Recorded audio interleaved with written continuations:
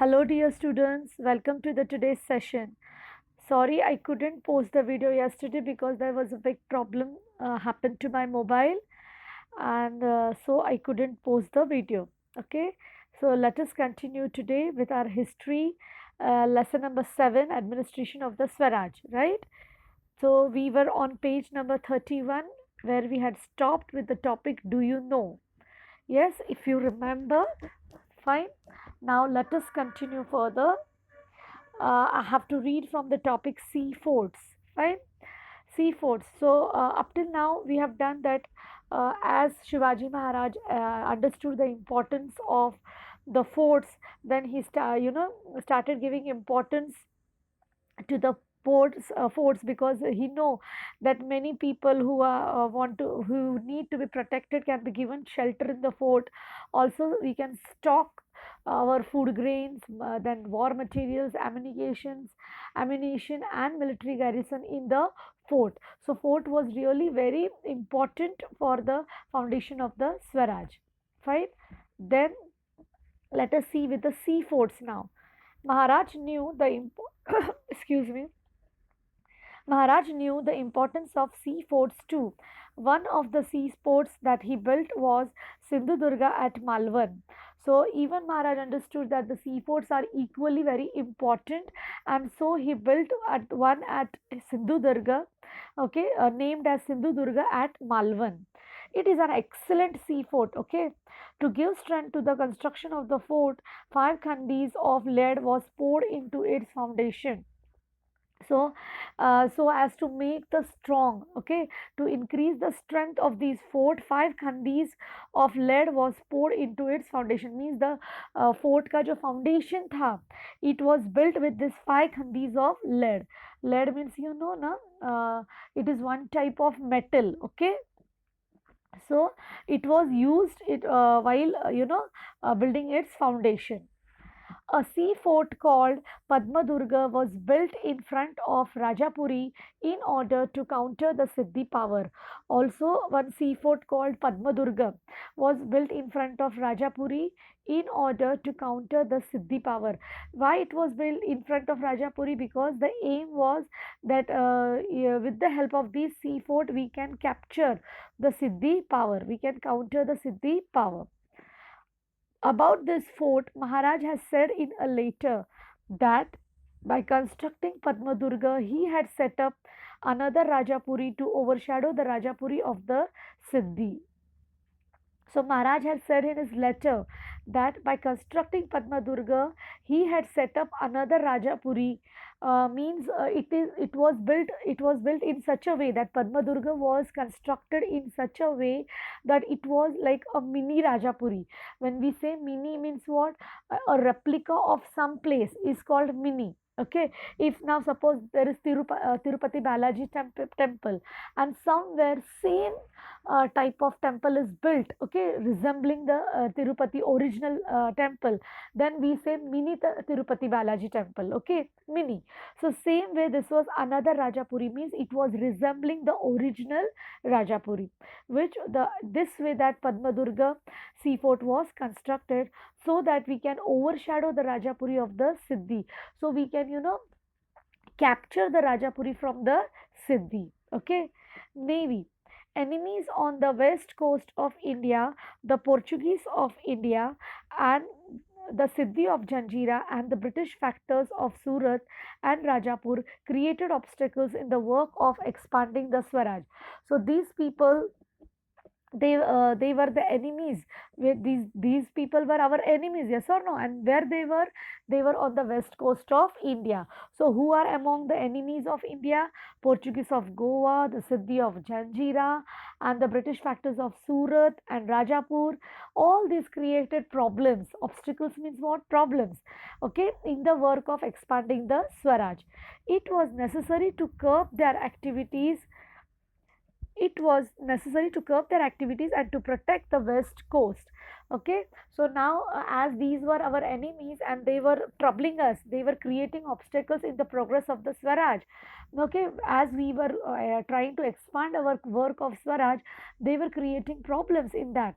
So it became very necessary to, decrease their activities, to curb, to stop their activities, and anyhow protect our west coast, because all these enemies were on the west coast.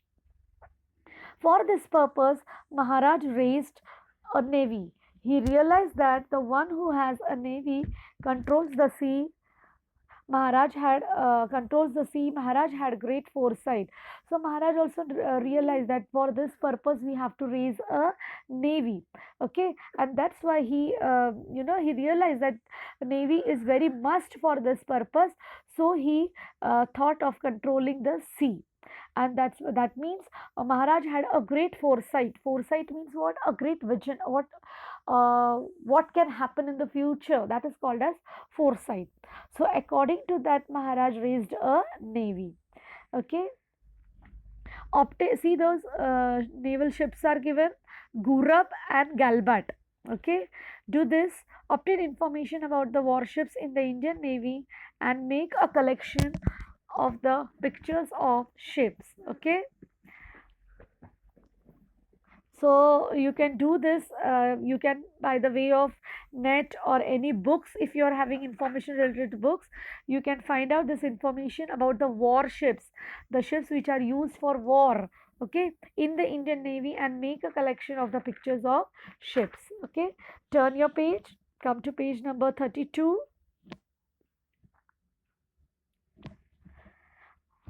There were 400 ships of various kinds in his navy.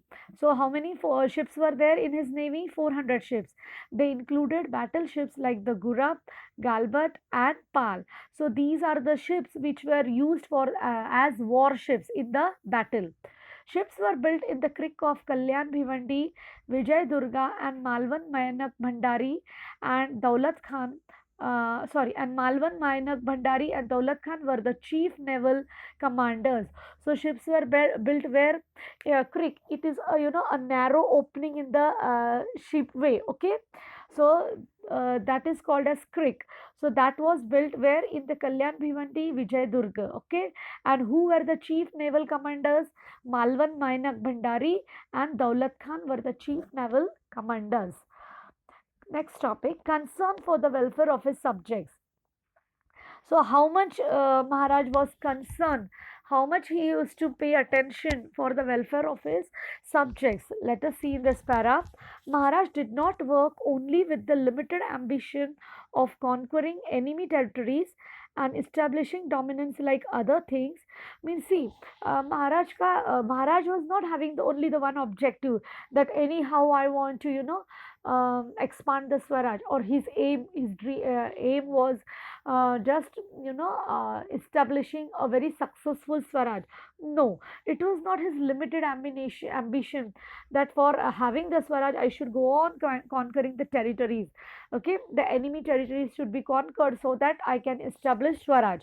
No, that was not only his ambition, that was not only his wish. Then what was his wish? Also establishing dominance like other things. Means dominance means what? A type of bossing or control. Means we should not be dependent, we should not be slave. किसी के under में हम किसी के गुलाम नहीं होने चाहिए. Okay, we should have our own control, our own dominance for other things also. Fine, that is why he called as Swaraj, Swatacha Raj, right? So that was his objective for all the people. Then his main objective was to make his subjects independent. I told you, he don't want that we should depend on others for any subject. For everything we should be independent. He was aware that if his subjects were to really get the joy of freedom, it was necessary to have a disciplined administration, take comprehensive care of people's welfare, and protect the conquered territories.